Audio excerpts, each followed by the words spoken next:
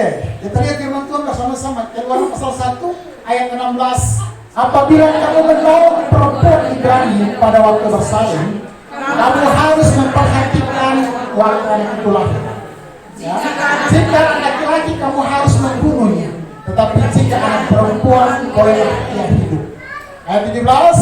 Tetapi bidan-bidan itu takut akan Allah dan tidak melakukan seperti yang dikatakan di Mesir kepada mereka dan membiarkan bayi-bayi itu hidup. Ini peristiwa ini. Ada dua bidan ini dia namanya Sipra dan Pua. Nah, keduanya adalah orang Mesir, orang yang kalau kita lihat secara keseluruhan ini bangsa yang tidak takut Tuhan.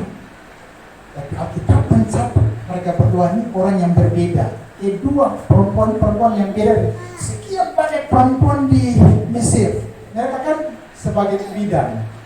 Mereka itu sangat begitu berharga. Saya renungkan ini, Tuhan pakai setiap orang dengan dia punya tugas masing-masing. Tapi semuanya tentunya untuk mendatangkan kebaikan, pemulihan, pertobatan. Tuhan bawa untuk sebuah karya rencana Tuhan yang besar. Dari kedua orang ini lahir orang-orang hebat. Kenapa Tuhan pakai? Firman Tuhan pertama ayat 17 dibilang karena mereka takut akan Tuhan. Yang kedua, menolak akan dosa meskipun ada resiko. Dua hal ini yang membuat Tuhan pakai mereka berdua.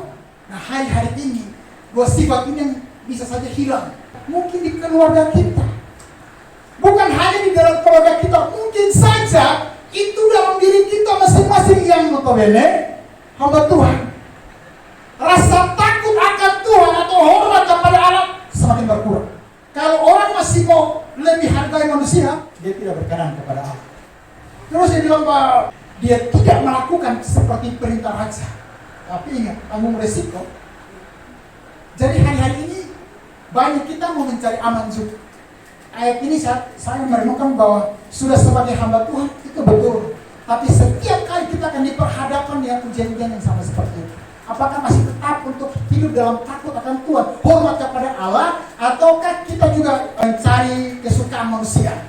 Terus juga lagi bahwa di sini firman Tuhan bilang bahwa mereka tidak melakukan apa yang raja perintahkan sama yang mereka menolak perbuatan dosa meskipun ada resiko nyawa sebagai taruhan. Tidak semua orang sama seperti itu. Tapi di tempat ini Tuhan kasih kita, berarti Tuhan mau kita untuk menerobos akan dua hal ini yang penting. Amin. Amin. Saya kasih sebuah tema warisan terindah. Saya bilang ini, warisan yang paling indah apa? Wariskan buat hidup saya dan seluruh hamba Tuhan perkara-perkara ilahi. Dan hari ini saya menyampaikan itu satu, rasa takut dan hormat kepada Tuhan. Mau sehebat apapun kita, kalau punya rasa takut dan hormat kepada Tuhan akan angkat terus. Tapi hebat mau bagaimanapun tidak punya rasa takut dan hormat kepada Tuhan, Tuhan kasih turun. Satu saat Tuhan akan lihat. Uji kita memang apakah hatimu itu bergantung kepada manusia atau full kepada saya. Jangan coba-coba menurunkan sesuatu yang bersifat sementara kepada anak cucu kita. Tidak boleh. Ajar mereka pertama rasa takut kepada Tuhan. Wariskan pekerjaan roh Tuhan.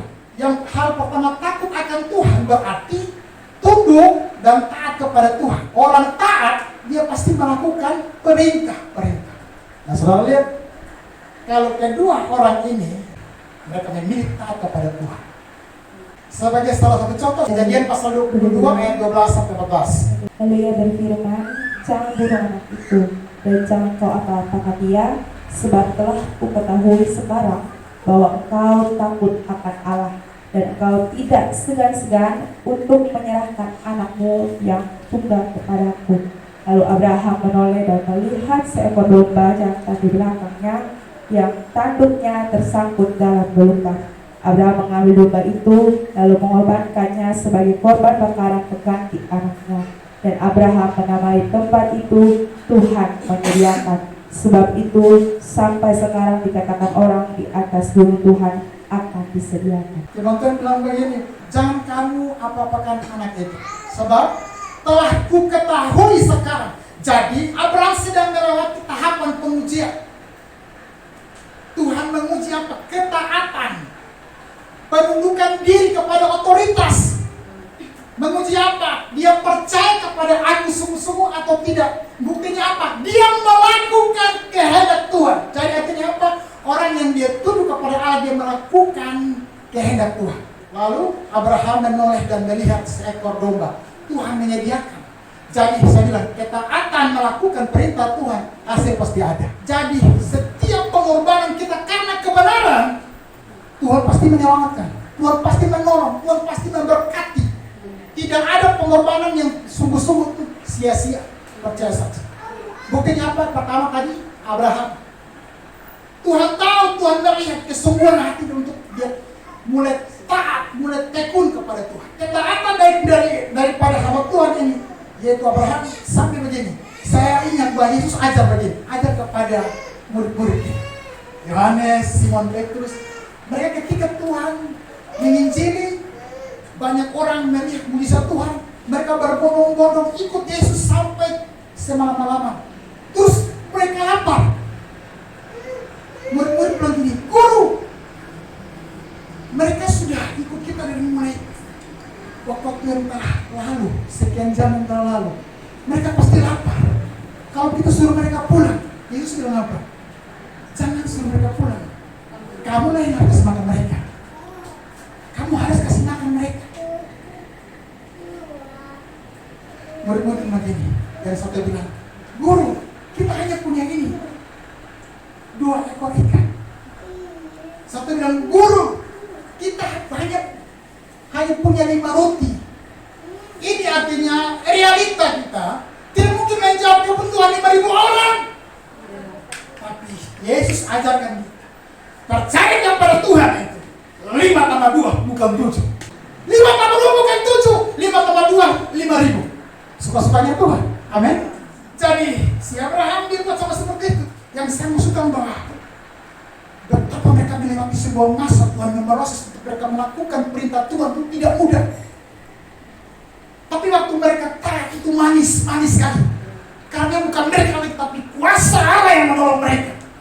Saya dan saudara pun demikian hal. Perintah itu tidak berat. Tuhan menolong kita. Amin. Saudara, ini yang Tuhan kasih tahu. Terus begini, Tuhan bilang begini. Tuhan ajar lagi kepada murid-muridnya ketika berlayar. Setelah sampai ke firman Tuhan seluruh malam, Tuhan bilang begini, bertolaklah ke daerah seberang, aku akan menyusul. Saudara masih lihat, Yesus datang tengah malam berjalan di atas air. Siapa yang mau paling pertama? Simon Petrus bilang begini, Tuhan, kalau itu engkau, benar-benar engkau Yesus Tuhan, suruh saya datang kepada kamu. Yesus bilang, itu aku. Datang sudah. Yesus sudah. Dia keluar. Waktu dia keluar, firman Tuhan bilang, dia keluar, dia berjalan. Dia berjalan, saudara. Tapi ketika dia merasa ada goncangan, maka dia mulai. Tuhan ajar kita, jangan berjalan bersama dengan Tuhan dengan perasaan. Jangan. Jalan dengan Tuhan, lakukan setiap perintah Tuhan itu karena iman. Tuhan ajar lagi murid Simon Petrus lagi tentang Yesus. Ajar dia untuk hati sebuah percaya kepada dia menjadi penjala manusia ya saudara. Dia bilang, mana mungkin ikan bisa bermain pada siang hari di kulit air. Tapi karena engkau yang suruh saya Yesus, maka aku akan kebakar jalanya juga. Tapi kalau harus dayung ke tempat lebih dahulu, dia kerjakan itu. Dia taat saja. Waktu dia taat, dia masuk ke tempat yang lebih dalam, dia tebarkan jala. Dia sendiri tidak sanggup untuk menghela jala itu karena banyaknya ikan kata firman Tuhan. Ini yang kita harapkan dengan saudara. Berkat Tuhan yang luar biasa, asal kita percaya kepada Tuhan dengan sungguh-sungguh. Ketaatan itu bagian daripada kita percaya kepada Tuhan. Kita lihat Matius pasal 9 ayat 18. Matius pasal 9 ayat 18 sampai 21. Sementara Yesus berbicara demikian kepada mereka, datanglah seorang kepada kepala rumah ibadah, lalu menyembah dia dan berkata, anakku perempuan baru saja meninggal, tetapi datanglah dan letakkanlah tanganmu atasnya, maka ia akan hidup. Lalu Yesus pun bangunlah dan mengikuti orang itu bersama-sama dengan murid-muridnya. Pada waktu itu seorang perempuan yang sudah 12 tahun lamanya menderita pendarahan maju mendekati Yesus dari belakang dan mencamar jubahnya. Karena katanya dalam hatinya, asal ku jamah saja jubahnya, aku akan sembuh. Oh, haleluya. Percaya kepada Yesus, saya bilang gitu. Sampai saudara lihat ini. Tidak ada kesempatan, bro. Tidak ada waktu ruang untuk saudara cari waktu ruang untuk bisa ketemu dengan Tuhan Yesus Kristus. Sebenarnya ini kan sebuah kesembuhan yang harus dimiliki oleh kepala rumah ibadah. Tapi ketika mereka hendak berjalan ke rumah daripada kepala rumah ibadah, datang perempuan yang sakit penggerak itu 12 tahun itu. Dia mulai berjalan ikut Yesus dari belakang. Dia cari kesempatan untuk ketemu dengan Yesus. Dan dalam hatinya, asal saja bukan ketemu muka, hanya bajunya saja. Itu ujung saja. Asal ku sentuh. Nah ini ikut Tuhan bukan ikut main-main. Kebanyakan kita ikut Tuhan biasa-biasa.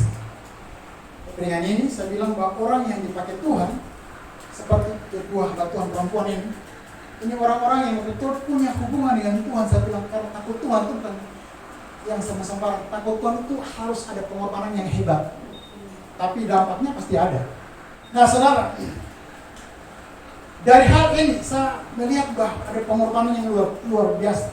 Tapi juga Tuhan kasih hibur hati saya dan saudara.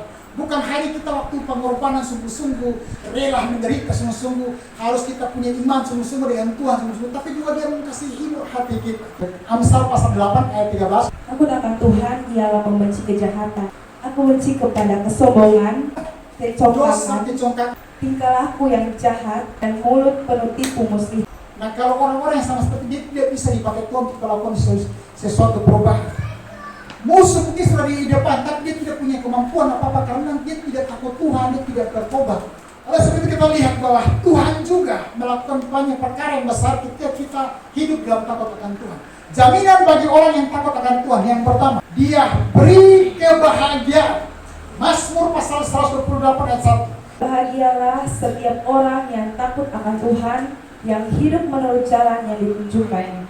Berbahagialah orang yang takut akan Tuhan, terus yang hidup menurut jalan yang ditunjukkannya. Jalan perintah yang tadi yang Tuhan kasih tunjuk ikut ini, meskipun sakit, meskipun rasa terlalu sukar, mengampuni itu sukar, untuk mau tahan emosi itu sukar, tapi Tuhan bilang seharusnya kau berbahagia. Kenapa? Karena waktu kau dan saya taat kepada apa yang Tuhan suruh, ingat kuasa Tuhan menyertai kita. Haleluya, amin. Kita tidak berjuang sendiri, ada kasih karunia Tuhan. Jadi seharusnya orang yang takut Tuhan, dia harus hidup di dalam kebahagiaan. Saudara, orang yang tidak takut Tuhan, lawan dari firman Tuhan, dia hidup di dalam ketakutan, kecemasan, keraguan-raguan, kebimbangan, tidak berani ambil keputusan. Percaya, dia pasti takut. Yang kedua, diberi perlindungan oleh Tuhan. Amsal pasal 14 ayat 26 sampai 27.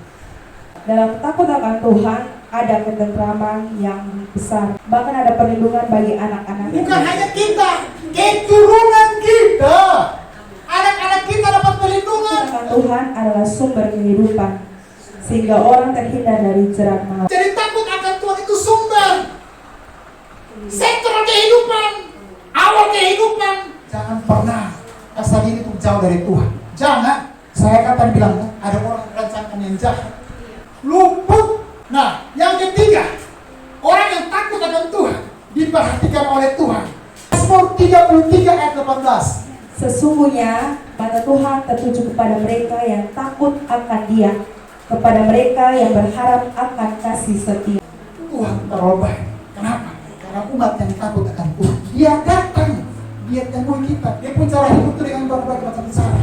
Dia datang lewat Roh Kudus, bikin damai sejahtera. Meskipun tekanan, tapi kok bisa tenang ya. Dan sejahtera. Kuasa Tuhan turun melingkupi, hibur hati, makan pas-pasan, keadaan pas-pasan, sakit masih ada, faktanya sakit ada, tapi dia punya hati bersabar. Dia takut Tuhan luar biasa. Bahwa oleh tidur dari Yesus disembuhkan. Kebenaran sama seperti itu, dia tenang. Tuhan melihat kita. Haleluya, amin. Kita lihat yang terakhir sekali. Doa kita akan dijawab oleh Tuhan. Mazmur pasal 145 ayat yang ke-19. Ia melakukan kehendak orang-orang yang takut akan Dia, mendengarkan teriak mereka minta tolong dan menyelamatkan mereka. Ia melakukan kehendak itu seperti ini. Apa yang kita minta kepada Dia, yang kita doakan di dalam namanya, Dia dengar, Dia jawab itu. Jadi bukan hanya Tuhan, tapi juga Dia meluputkan, Dia menyelamatkan. Jadi berarti Penyelamatan dari Tuhan itu total buat kita. Tapi dia buat sampai tuntas dan biarlah dunia melihat bahwa Tuhan kita Tuhan yang luar biasa. Amin. Puji nama Tuhan Yesus.